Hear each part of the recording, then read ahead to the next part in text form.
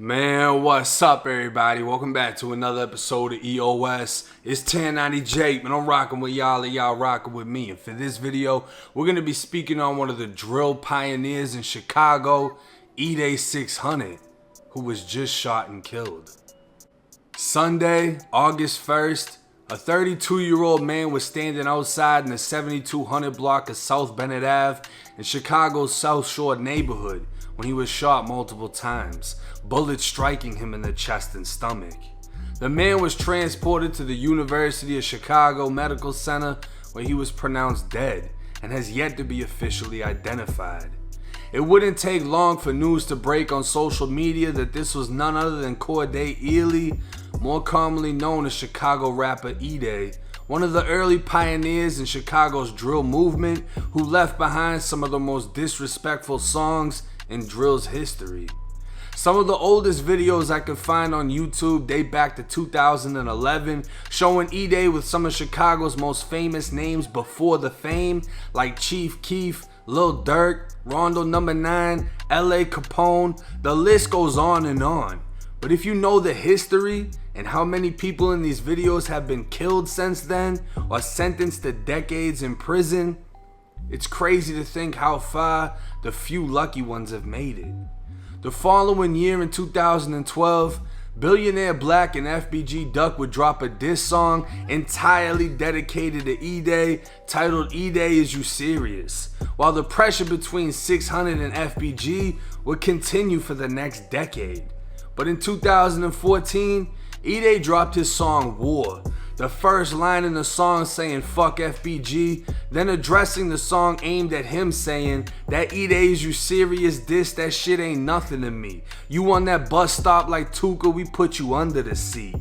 The line was marking the death of Shondale Gregory, also known as Tuka, a 15-year-old who was killed at the bus stop on 63rd and St. Lawrence, FBG Duck's block. But the coldest line in War was on the second verse when Edai said, I get that call, they on Brick Squad, I'm like murder them boys. Kick in Miss Coleman's door and knock Lil JoJo's urn on the floor. Marking the death of Joseph Coleman, also known as Lil JoJo, the GD rapper that went famous for his song BDK, pulling up on Lil Reese, and later being shot and killed at the age of 18. Edai would continue rapping throughout the years, but would never reach the levels of success within the industry as some of the others he was around. And while he made drill music, Edai would be mocked for the fact that he at one point or another was a truck driver working a legitimate job. 600 would slowly fall apart throughout the years as members would fall victim to the streets of prison and pressure within the group would build. Edai was the blood brother of C-Day, another 600 rapper who's less known for his music and more known for how many bodies he's allegedly left in the street.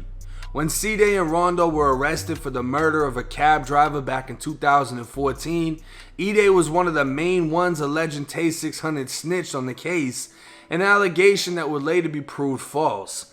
But 600 would never be the same, as sides had already been chosen, and many believe 600 had never been the same since the loss of L.A. Capone.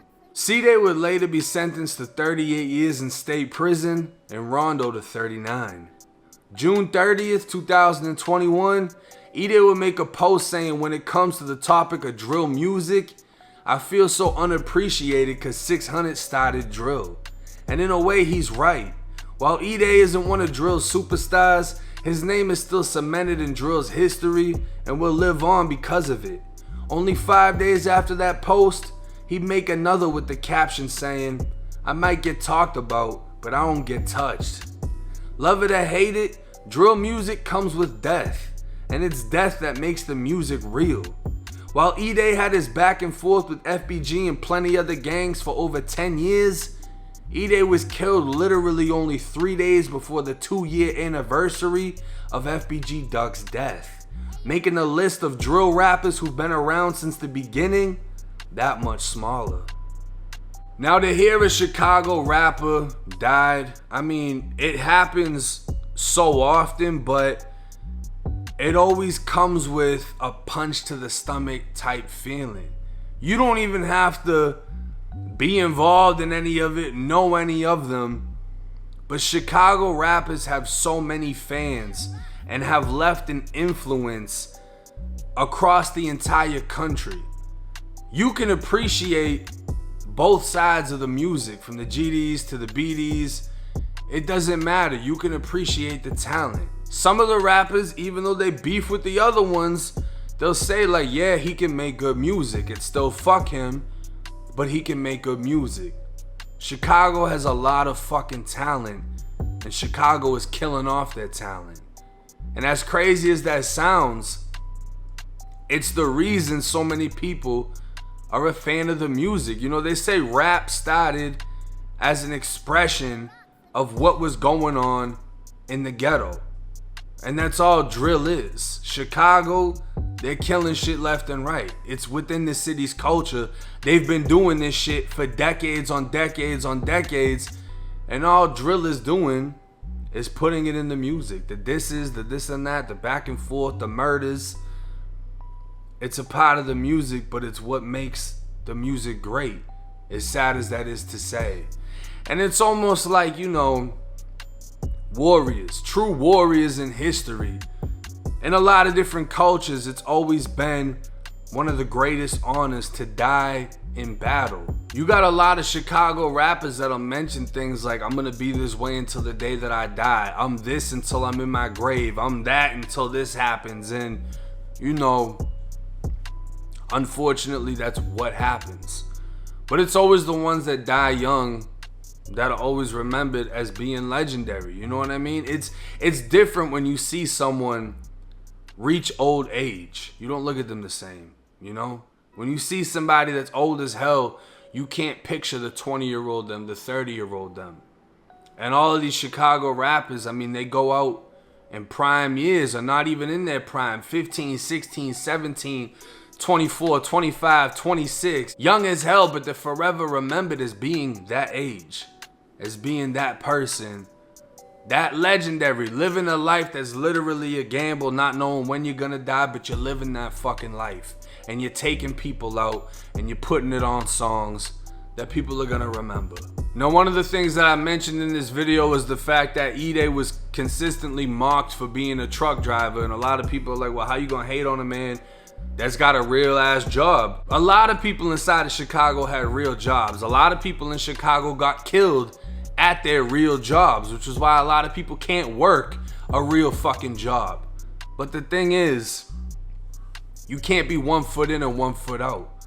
Because having 1 foot in the streets and 1 foot out only makes you that much more accessible.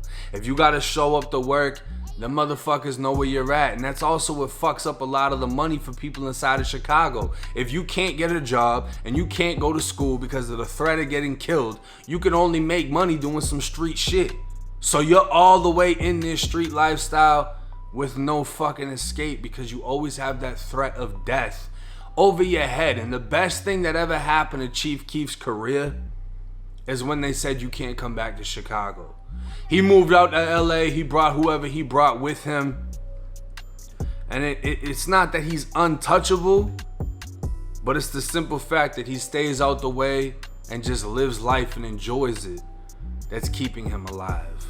And I mean, a lot of other people moved out of Chicago too, but they fucked up and went down to Atlanta. Atlanta ain't sweet. Motherfuckers are still getting whacked down there too. So, you know, shit's crazy. But that's just how it goes. Rest in peace to Edai. It's 1090J. I'm rocking with y'all and y'all rocking with me. Till next time.